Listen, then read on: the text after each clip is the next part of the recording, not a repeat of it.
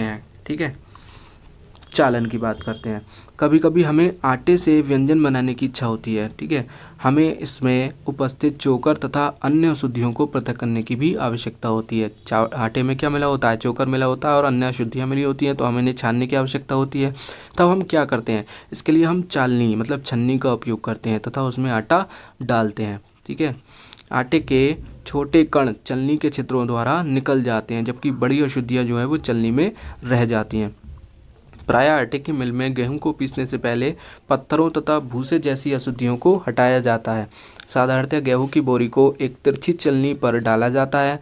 चालन द्वारा पत्थर डंडियों तथा भूसा जो निष्पावन तथा थ्रेशिंग के बाद गेहूं में रह जाते हैं को दूर किया जाता है। किसके द्वारा दूर किया जाता है? चलनी द्वारा, चालन द्वारा। ठीक है, आपने इसी प्रकार के बड़े बड़े चालनों को भवन निर्माण वाले स्थानों पर रेत से कंकड़ तथा पत्थर पृथक करने के लिए उपयोग में लाते हुए देखा होगा। आपने क्या किया होगा? एक रेत और कंकड़, रेत से कंकड़ तथा पत्थर को कैसे अलग करते हैं? एक बड़ी चलनी होती है और उस पर रेत को डाला जाता है और जो कंकड़ और पत्थर होते हैं वो ऊपर रह जाते हैं, बाकी रेत साफ वाली नीचे चली जाती है।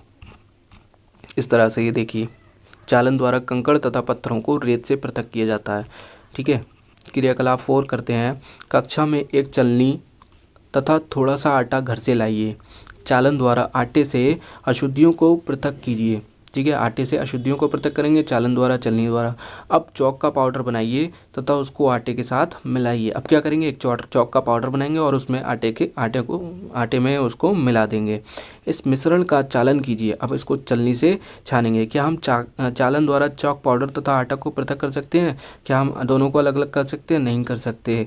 चालन विधि का उपयोग मिश्रण के दो ऐसे अवयवों जिनकी मापों में अंतर हो को ही पृथक करने में किया जाता है। चालन का उपयोग सिर्फ उन दो अवयवों में के मिश्रण से अलग अलग करने में यूज़ कर सकते हैं जिनकी जो साइज़ है वो उनमें अंतर हो। ठीक है, एक बड़ा हो और एक छोटा हो, तभी तो हम चलनी द्वारा यूज़ कर सके। जो बड़ा मिश्रण, जो बड़े अवयव होंगे वो ऊपर रह जाएंगे और जो छोटा अवयव होगा, एक साइज़ का अवयव होगा, वो चलनी से नीचे आ जाएगा। ठीक है, तो जिनके साइज़ में अंतर हो सिर्फ उसी में हम चालन विधि का यूज़ कर सकते हैं।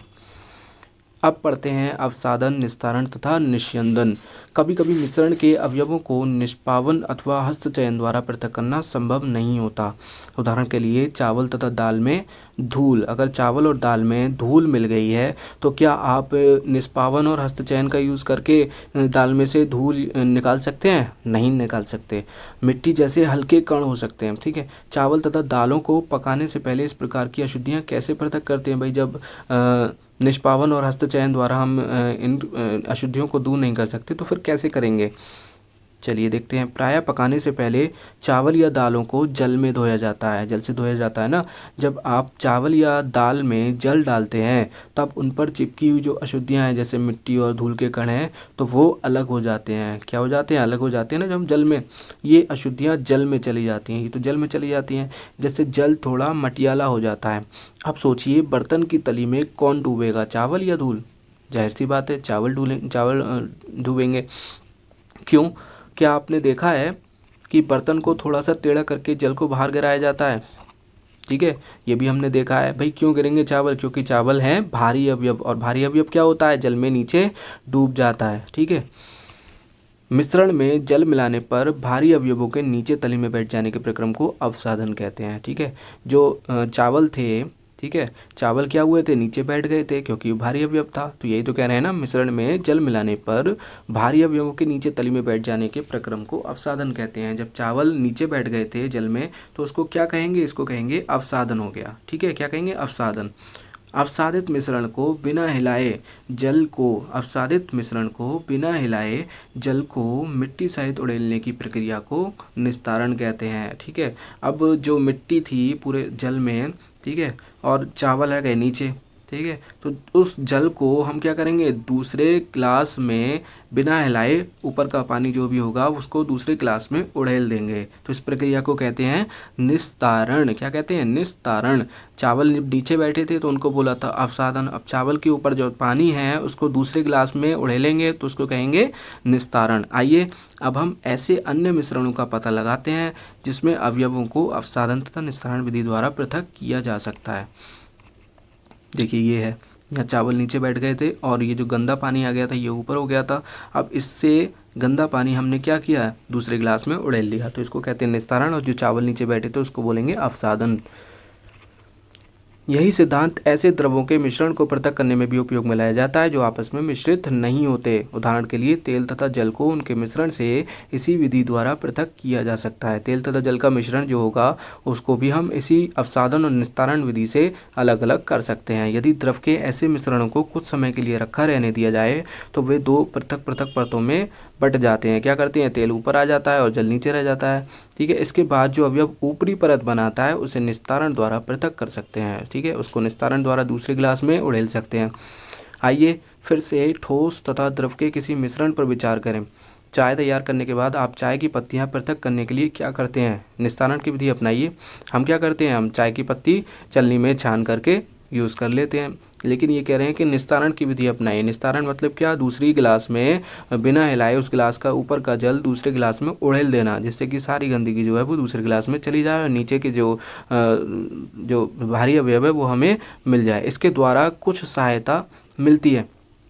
परंतु क्या आपको चाय में कुछ पत्तियां भी मिलती हैं? जी हाँ, कुछ जो नीचे चाय की पत्तियां हैं वो नीचे बैठ जाती हैं। लेकिन जब हम निस्तारण की प्रक्रिया अपनाते हैं तो उसमें नीचे की जो पत्तियां हैं वो थोड़ी सी हिल जाती हैं और उड़ेलने के दौरान वो दूसरे गिलास में भी पहुंच जाती हैं। तो अब चाय को एक छन्नी में डाल दीजिए। क्या चाय की सारी पत्तियां छलनी में रह जाती हैं? जी हाँ, बिल्कुल, सारी पत्तियां छलनी में रह जाएंगी। इस प्रक्रम को हम क्या कहते हैं, निस्यंदन कहते हैं। छलनी द्वारा द्रव को छानना, जिसमें जो ठोस अवयव होता है वो छलनी में रह जाता है और जो द्रव होता है वो नीचे दूसरे गिलास में चला जाता है। तो इसके प्रक्रम को हम क्या कहते हैं, निस्यंदन कहते हैं। इसको इंग्लिश में फिल्टर कहते हैं। अब सोचिए, तैयार चाय से चाय की पत्तियां पृथक करने में निस्तारण और निस्यंदन में से कौन सी विधि अच्छी है, बताइए। निस्तारण अच्छी है या निस्यंदन? जी हाँ, बिल्कुल, निस्यंदन बहुत ही अच्छी विधि है। इसके द्वारा हम बिल्कुल क्लियर साफ दोनों अलग अलग पदार्थों को पृथक कर सकते हैं। ठीक है, आइए अब हम अपने उपयोग में आने वाले जल के उदाहरण पर विचार करते हैं। क्या हम सभी को हर समय पीने के लिए सुरक्षित जल मिलता है? जी नहीं, कभी कभी नलों से गंदला जल प्राप्त होता है। तालाबों तथा नदियों से एकत्रित किया गया जल भी पंकिल हो सकता है। पंकिल मतलब गंदा हो सकता है, विशेषकर बरसात के बाद। आइए अब हम ये देखें कि क्या हम पृथक्करण की कुछ विधियों द्वारा जल से मिट्टी जैसी अविलय अशुद्धियों को दूर कर सकते हैं। ठीक है, क्रियाकलाप 5 देखते हैं। तालाब या नदी का पंकिल जल लीजिए, गंदा जल लीजिए। यदि यह ना मिल सके तो एक गिलास जल में थोड़ी मिट्टी मिला दें। वाह, हमें गंदा जल भी बनाना है और इसको साफ भी करना है, तो पहले तो हमें मिट्टी मिलाएंगे जल में। इसे आधे घंटे के लिए छोड़ दें। ठीक है, मिट्टी मिलाने के बाद इस जल को आधे घंटे के लिए छोड़ दें। जल का सावधानी पूर्वक प्रेक्षण कीजिए तथा अपने प्रेक्षणों को लिखिए। क्या गिलास की तली में कुछ मिट्टी बैठी गई है? क्या बिल्कुल जी, गिलास में जो मिट्टी हमने मिलाई थी पानी में वो पानी के नीचे बैठ गई है। ठीक है, ऐसा क्यों हुआ? अवसादन की प्रक्रिया के दौरान हुआ भाई। अवसादन में भारी अवयव क्या होता है, नीचे बैठ जाता है। इस प्रक्रम को आप क्या कहेंगे, अवसादन कहेंगे। अब जल को बिना हिलाए गिलास को थोड़ा तिरछा कीजिए। अब गिलास को थोड़ा सा टेढ़ा करना है। इस गिलास के ऊपर के जल को दूसरे गिलास में उड़ेलिए। अब दूसरे गिलास में उड़ेल देना है इसके ऊपर का जल। आप इस प्रक्रम को क्या कहेंगे, निस्तारण कहेंगे। भाई निस्तारण अभी पढ़ाया था ना, निस्तारण कहेंगे इस प्रक्रिया को। क्या दूसरे गिलास का जल अब भी पंकिल अथवा भूरे रंग का है? जी हाँ, जो दूसरे गिलास में जल गया है वो मिट्टी वाला रंग होगा, मिट्टी के रंग का होगा, मटीला रंग होगा उस जल का। ठीक है, क्यों क्यों होगा? क्योंकि मिट्टी जो है वो जल में घुल जाती है और दूसरे गिलास में वो पहुंच गई थी। अब इसका निस्यंदन कीजिए। अब हम क्या करेंगे, निस्यंदन करेंगे। निस्यंदन मैंने बताया आपको, छन्नी में छानेंगे। क्या चाय वाली छन्नी से यह कार्य किया? जी हाँ, बिल्कुल। आइए कपड़े की सहायता से जल को निस्यंदन करने का प्रयास करते हैं। अब तक आपने छन्नी से किया, अब हम कपड़े की सहायता से निस्यंदन का कार्य करेंगे। कपड़े के टुकड़े में बुने हुए तागों के बीच में छोटे छोटे छिद्र अथवा रंध्र होते हैं। ये क्या करते हैं, ये गंदगी को रोक लेते हैं। कपड़े के इन्हीं छिद्रों का उपयोग निस्यंदन के रूप में किया जा सकता है। यदि जल अब भी पंकिल है, मतलब कपड़े के द्वारा छना हुआ जल भी अगर गंदा है, तो अशुद्धियों को फिल्टर पत्र द्वारा निस्यंदित कर सकते हैं। फिल्टर पत्र द्वारा, जिसमें और भी छोटे रंध्र हो सकते हैं। ठीक है, फिल्टर पत्र एक ऐसा निस्यंदक होता है जिसमें अत्यंत सूक्ष्म छिद्र होते हैं, कपड़े से भी ज़्यादा छोटे छोटे छिद्र होते हैं। ठीक है, फिल्टर पत्र के उपयोग से संबंधित विभिन्न चरण दर्शाए गए हैं। फिल्टर पत्र को शंकु के रूप में मोड़कर कीप में लगा दिया जाता है। ठीक है, इस तरह से ये जो शंकु की तरह मोड़ा है और इसको कीप में फिट कर दिया है। ठीक है, फिर उसके ऊपर चलनी ली है। इसके पश्चात मिश्रण को फिल्टर पत्र के ऊपर उड़ेलते हैं। अब जो मिश्रण है हमारा मिट्टी वाला उसको इसमें डालेंगे। मिश्रण के ठोस कण इसके छिद्रों से नहीं गुजर पाते तथा फिल्टर पत्र पर ही रह जाते हैं। ठीक है, जो मिश्रण के कण हैं मिट्टी वाले वो इसमें ही रह जाते हैं और नीचे नहीं गुजर पाते। साधारणतः फलों तथा सब्जियों के रसों को पीने से पहले उनसे बीजों तथा ठोस कणों को पृथक किया जाता है। निस्यंदन विधि का उपयोग घरों पर पनीर बनाने में भी होता है। आपने देखा होगा कि पनीर बनाने के लिए दूध को उबालने से पहले उसमें नींबू का रस मिलाया जाता है। इससे पनीर के ठोस कण तथा द्रव का मिश्रण प्राप्त होता है। पनीर को इस मिश्रण से कपड़े या छन्नी से फिल्टर करके पृथक किया जाता है। ठीक है, अब बात करते हैं वाष्पन की।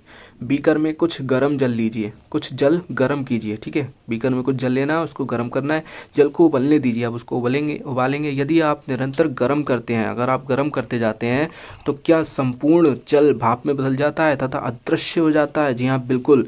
जब हम जल को गर्म करते रहेंगे तो जल जो है वो भाप में कन्वर्ट हो जाएगा। ठीक है, और सारा का सारा जल गायब हो जाएगा। अब दूसरे बीकर के जल में 2 चम्मच नमक डालिए। अब दूसरे बीकर में जल लेंगे और उसमें 2 चम्मच नमक डालेंगे और उसको अच्छी तरह से हिलाएंगे। क्या आप जल के रंग में कोई परिवर्तन देखते हैं? जी नहीं, बिल्कुल नहीं। अगर हम जल में नमक डालते हैं तो क्या जल का रंग बदल जाता है? नहीं बदलता ना। विलोड़ित करने के बाद क्या आप बीकर में कोई नमक देखते हैं? जी नहीं, क्योंकि नमक जो है जल में घुल जाता है और जब हम इसको अच्छी तरह से हिलाएंगे तो नमक जो है वो जल में घुल जाएगा। नमक के जल से भरे बीकर को गर्म कीजिए। अब उसको नमक के जल जो भरा हुआ जल है उसको हम गर्म करेंगे बीकर में करके। जल को उबलकर उड़ने दीजिए। अब क्या होगा, जब हम इसको गर्म करेंगे तो जल जो है वो भाप बनकर उड़ जाएगा और बीकर में क्या बचेगा? बीकर में नमक बचेगा। जी, नमक। ठीक है, क्योंकि ये नमक और जल का मिश्रण था। जब हमने इसको गर्म किया तो जल तो जो है वो भाप बन करके ऊपर उड़ गया और बीकर में क्या बचेगा? नमक बचेगा। ठीक है, इस क्रियाकलाप में हमने मिश्रण से जल तथा नमक को पृथक करने के लिए वाष्पन की प्रक्रिया का प्रयोग किया है। वाष्पन की प्रक्रिया का प्रयोग किया है। जल को उसके वाष्प में परिवर्तित करने की प्रक्रिया को वाष्पन कहते हैं। क्या कहते हैं?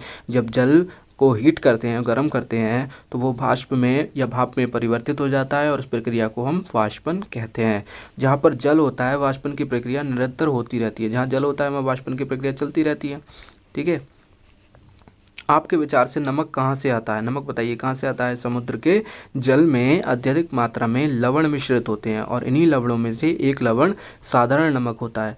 जब समुद्र के जल को बड़े बड़े उथले गड्ढों में भरकर छोड़ दिया जाता है तो सूर्य के प्रकाश से जल गर्म होकर वाष्पन द्वारा धीरे धीरे वाष्प में बदलने लगता है। कुछ समय बाद सारा जल जो है वाष्पित हो जाता है तथा ठोस लवण जो है उन गड्ढों में बचे रह जाते हैं। तत्पश्चात इन लवणों के मिश्रण का शोधन करके साधारण नमक प्राप्त किया जाता है। ठीक है।